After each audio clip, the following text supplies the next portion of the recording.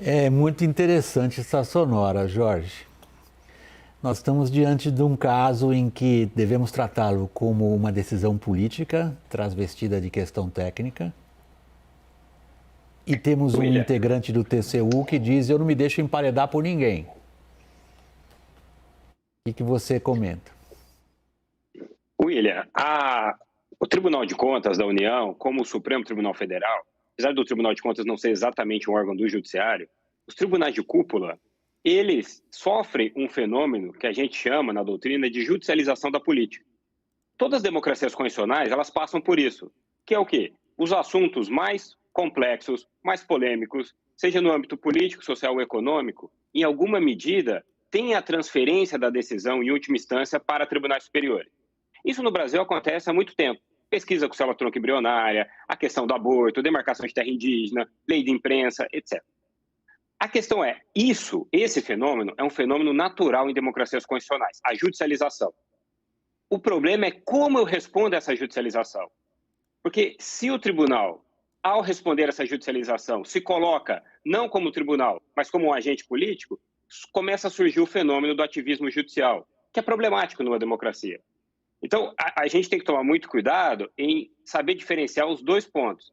Saber diferenciar que a judicialização é contingencial e é normal em uma democracia, porque se eu tenho conflitos e dissensos, é o último caminho que eu tenho para resolver esse dissenso é a judicialização.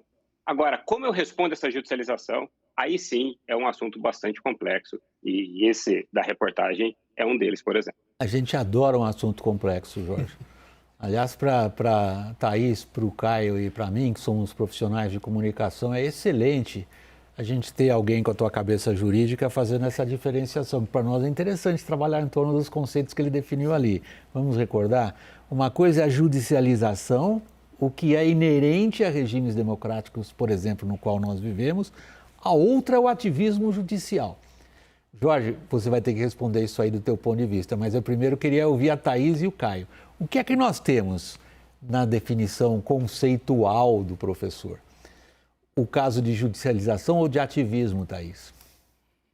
Eita, que pergunta difícil, William. Ela é ótima, ele mesmo disse que a resposta, mas não vamos fugir dela. Eu vou dar minha resposta, eu acho que é ativismo sim. O próprio Jorge diz...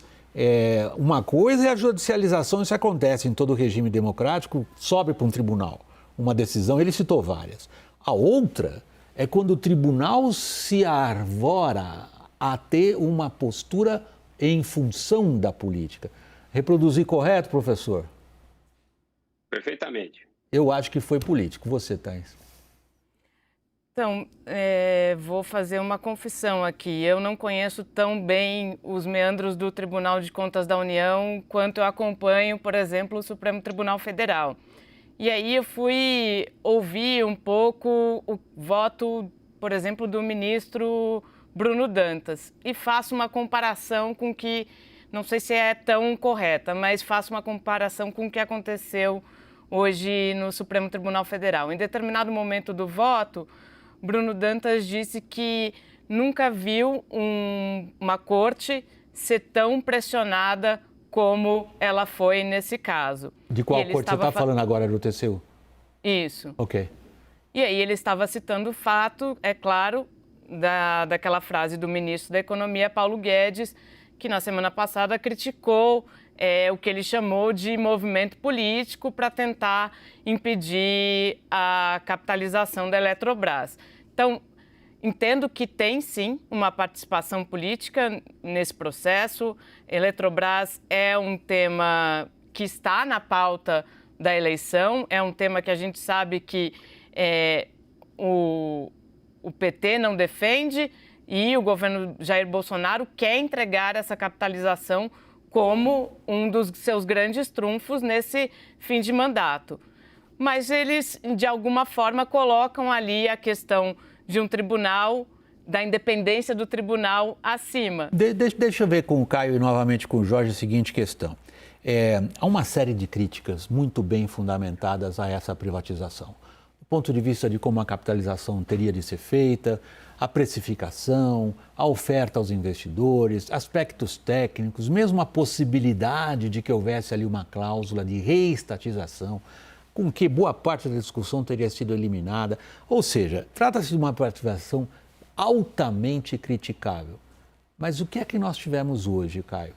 Nós tivemos algo em torno das críticas fundamentadas ao processo de privatização ou nós tivemos um teatro político-eleitoral? Não, vamos lá, William. Primeiro que esse assunto não deveria estar sendo discutido neste ano.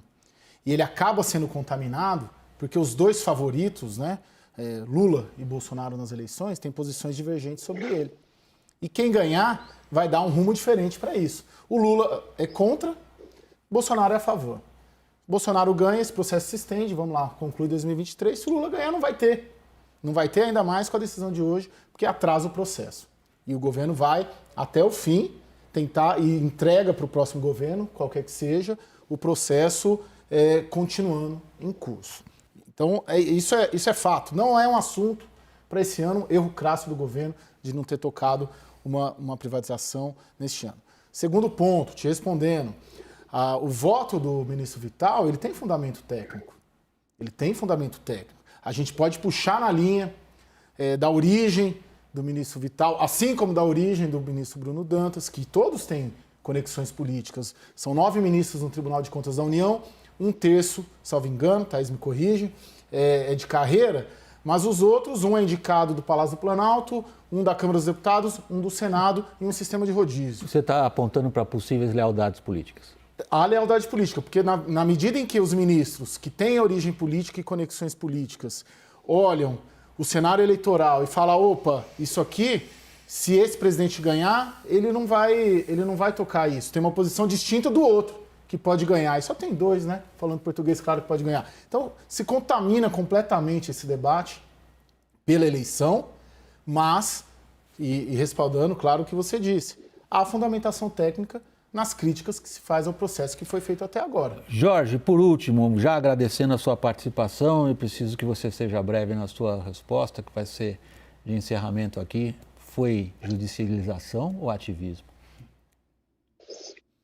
William, por hora, eu não tenho as fontes que Caio e Thaís têm, então, por hora, o que eu posso dizer é está previsto regimentalmente o pedido de vista, então não teria como fazer qualquer outra ilação em relação a isso.